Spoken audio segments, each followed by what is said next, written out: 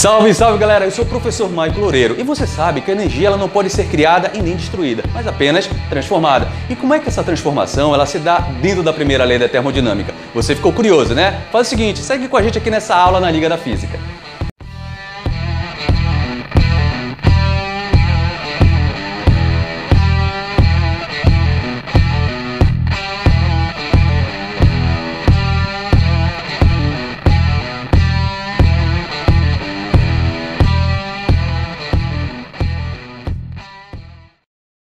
Salve, salve galera, eu sou o professor Maico Loureiro e estou trazendo para você uma aula aqui de termodinâmica com o tópico trabalho de um gás. Vale lembrar galera que a parte da termodinâmica nós dividimos. Pegamos a primeira aula sobre a influência das transformações gasosas, estudo dos gases.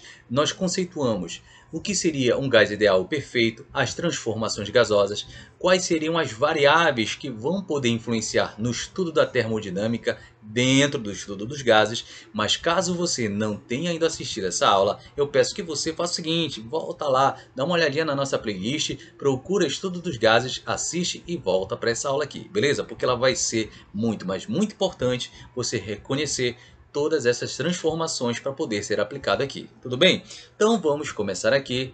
Eu tenho essa primeira imagem, onde eu tenho uma locomotiva, que para muitos, há muito tempo mesmo, era também chamado de Maria Fumaça. Bom, isso aí ajudou muito, mas muito mesmo a humanidade a poder se deslocar, a poder deslocar alimento de um ponto para outro. Berço dessa nossa transformação foi justamente lá na Inglaterra, onde a gente vai ter historicamente aí a Revolução Industrial. A máquina podendo fazer agora ajudar o homem, fazendo com que o seu deslocamento, seja ele marítimo, seja ele terrestre, fosse feito com maior eficiência, beleza? Mas hoje, claro, nós temos outros tipos de aparatos para poder ajudar. Você tem aí um motor que geralmente está dentro de um carro, até mesmo dentro de uma moto. Você não vai ver, mas seu funcionamento é muito parecido com essa pequena animação.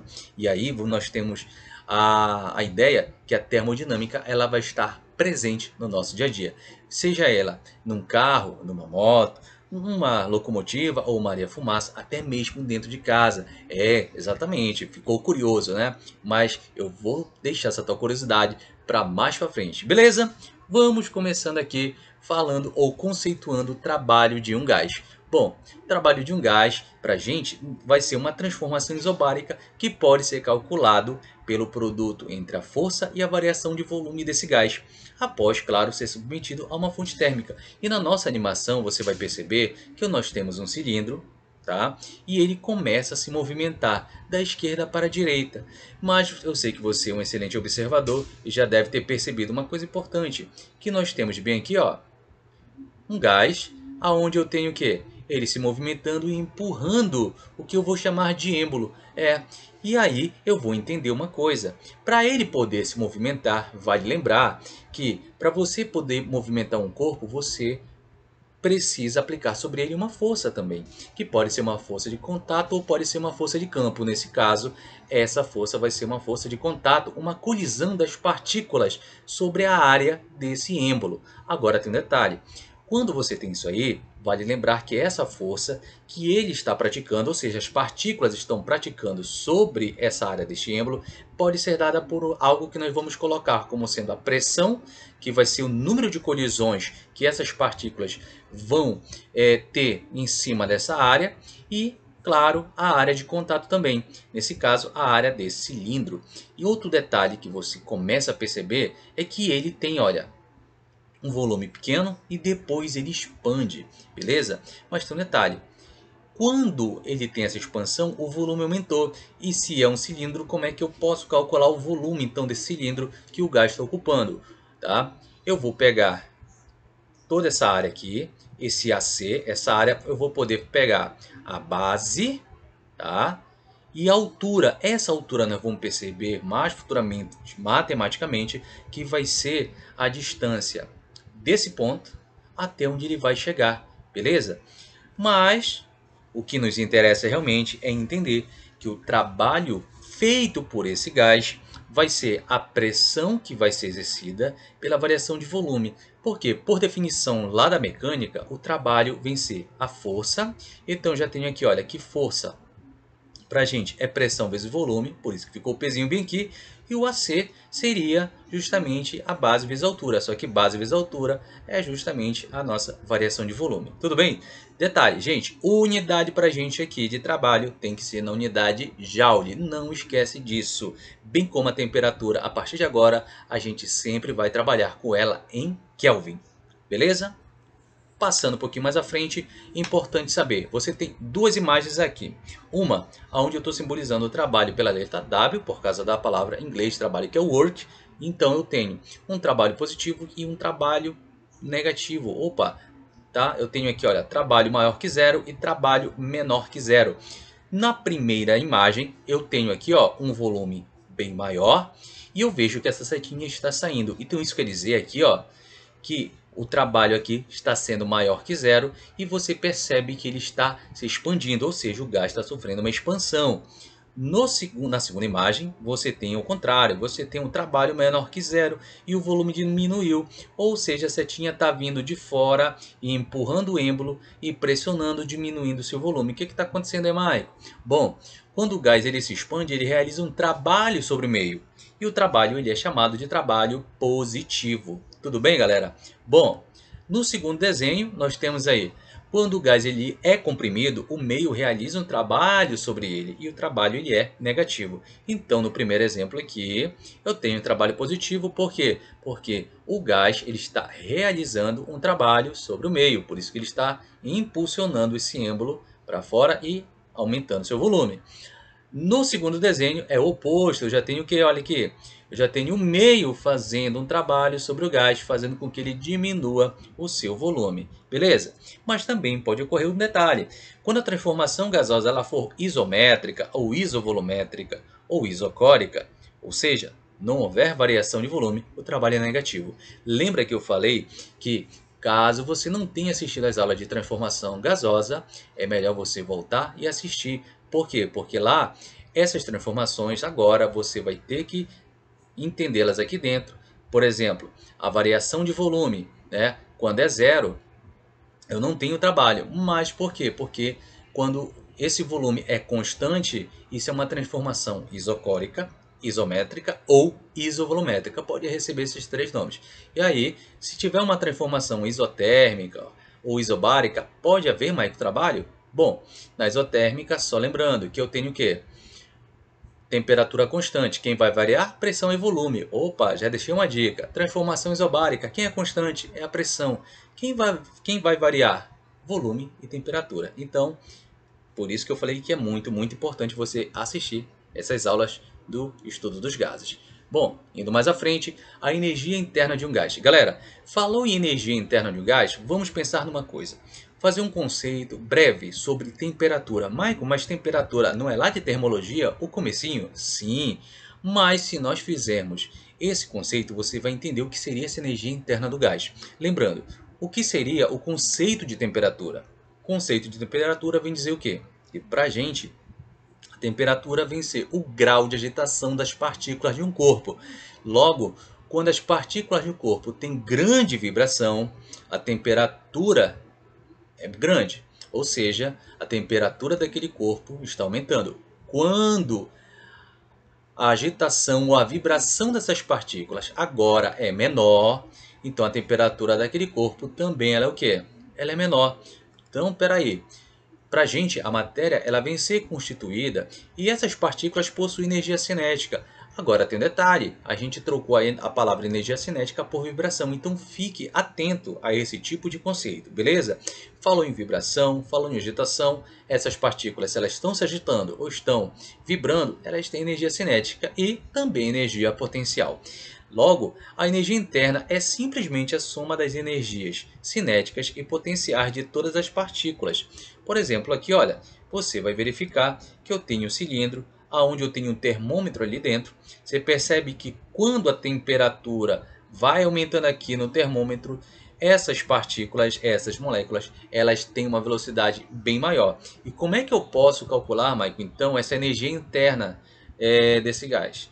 Bom, ele pode ser dado da seguinte forma. ΔU, que é a nossa energia interna, ou a variação de energia interna, ela é dada por 3 sobre 2 de nRT. Só lembrando, N, número de mols, R é a constante dos gases e T é a temperatura em Kelvin.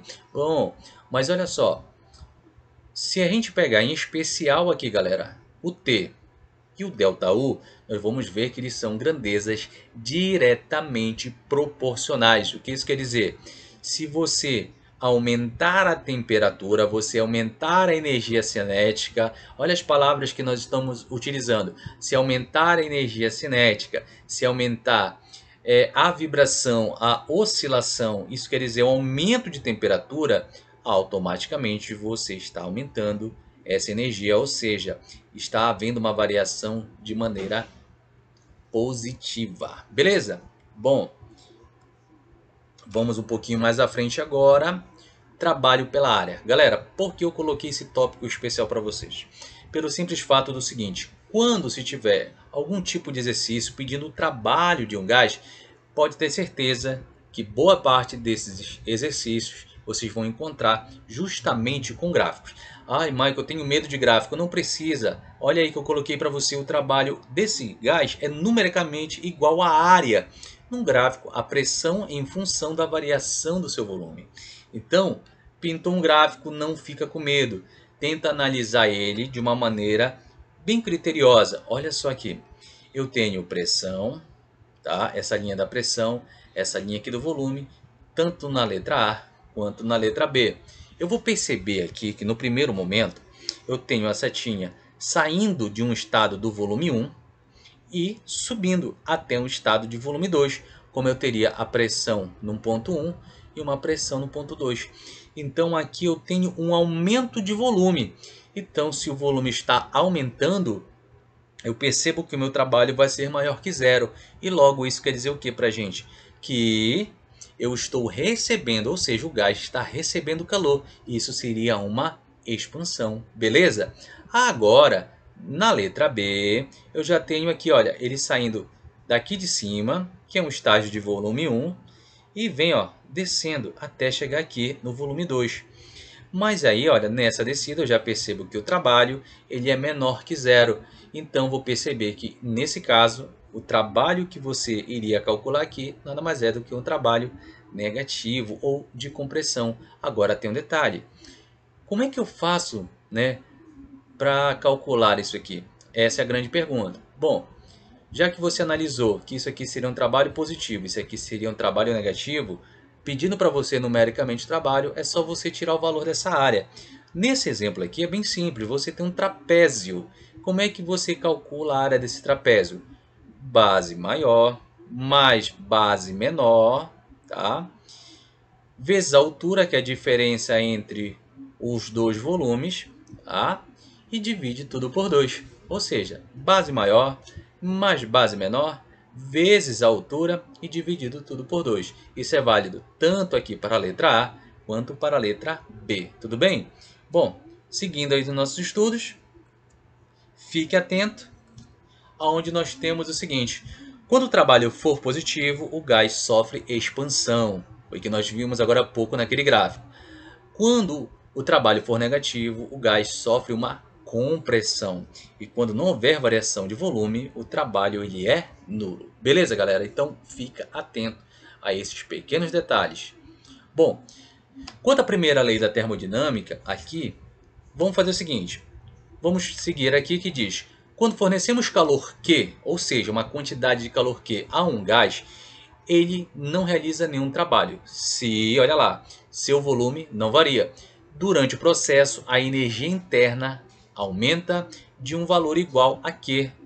Bom, isso numericamente então quer dizer que a quantidade de calor que eu estou fornecendo é igual à variação da quantidade de energia, ou seja, a variação de energia interna. Mas percebe que aqui tem uma condição, o seu volume não está variando, beleza? Bom, no segundo momento, quando o gás se expande, isto é, realiza um trabalho, nenhum calor é fornecido ao sistema. Neste processo, sua energia interna diminui, ou seja, quando o trabalho é positivo, o ΔU, ou seja, a variação de energia interna, ela é negativa e vice-versa, que é o que acontece aqui. Beleza, galera? ΔU passa a ser negativo, tá? Quando o trabalho é positivo, tudo bem? E aí nós temos a primeira lei da termodinâmica.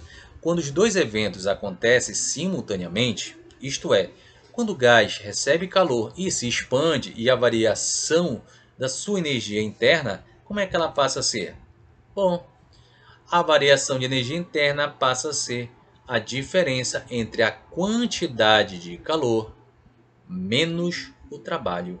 Lembrando, variação de energia interna vai estar em Joule, quantidade de calor aqui, Joule, e trabalho também em Joule. Então, essa relação é a primeira lei da termodinâmica. Em resumo, a variação de energia interna de um gás ideal é dada pela diferença entre a quantidade de calor trocada com o meio e o trabalho realizado no processo. Tudo bem? Tranquilo até aí? Bom, um detalhezinho aqui que eu queria chamar a atenção para você, tá?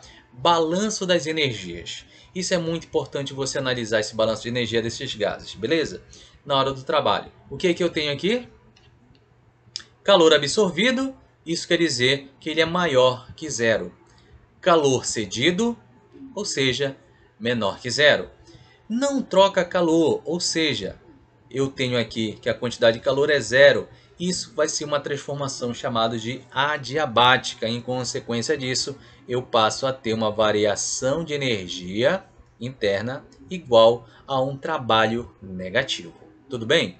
Agora, um detalhe, quando o trabalho é de expansão, claro, ele é maior que zero, ele é aquele trabalho positivo. Quando o trabalho é de compressão, o que eu vou ter? Ele é negativo ou ele é de compressão. Não realiza trabalho, né? Nesse caso, ele nem recebe trabalho, esse trabalho é igual a zero. Isso é uma transformação isométrica, isocórica ou isovolumétrica. E, nesse caso, o que eu tenho? A variação de energia interna é igual à quantidade de calor. Bom, e aqui, galera? Quando a variação de energia interna for maior que zero, isso quer dizer que a temperatura do gás está o quê? Está aumentando. Agora, quando a variação interna do gás for o quê? Menor que zero, a temperatura está diminuindo. Ou seja, a energia cinética está fazendo uma diminuição, ele não está vibrando tanto. Ao contrário do primeiro, que ele estaria vibrando mais. Aqui, quando eu tenho que a variação interna é igual a zero, isso quer dizer que é uma transformação isotérmica. Porque na transformação isotérmica nós temos a temperatura constante. Quem vai estar variando seria quem, galera? A pressão e o volume. Beleza? Bom, nós chegamos ao final desta primeira parte da termodinâmica, beleza? Falando sobre o trabalho de um gás. E aqui eu quero uma coisa com você. Lembre-se. Inscreve-se no canal. Faz o seguinte, olha, ativa o sininho de notificação que está chegando cada semana aula nova para você. Vários tópicos para você se preparar aí para o Enem. Beleza, galera? Então eu aguardo você na próxima aula. Um forte abraço aqui do seu amigo.